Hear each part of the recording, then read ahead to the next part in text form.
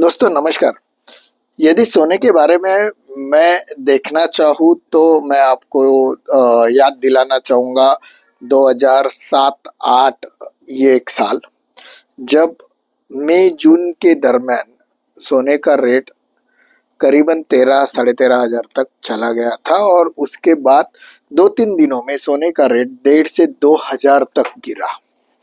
दोस्तों 2000 तक रेट गिरना उस टाइम पे काफी बड़ी बात थी क्योंकि सोने का रेट ही 13,300 तक का था और वो सडनली फॉल होके 11,000, 10,000, 11,000 तक आया और वो करेक्शन था करीबन 28% का।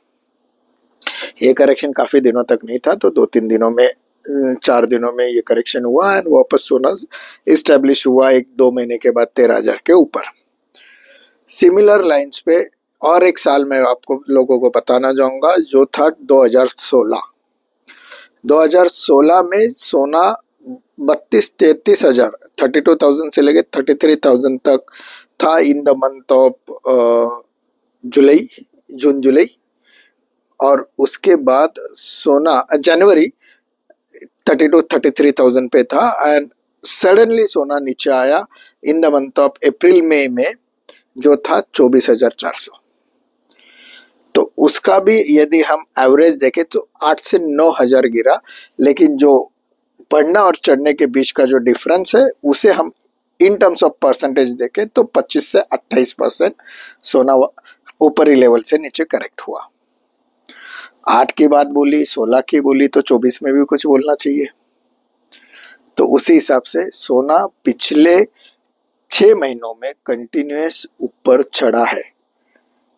इन तीनों सालों में एक सिमिलरिटी रही है कि सोने का पहले साल उस जब गिरा है उससे पहले के रिटर्न्स मोर देन 30% रहे।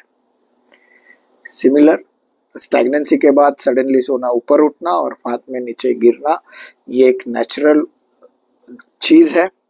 इसी को पकड़ के हुए हमारा कहना है कि यदि 88-89,000 का हाई लगा के यदि सोना 25 से लेके 30% भी नीचे गिरता है तो सोना 60,000 तक आने की उम्मीद हमें है।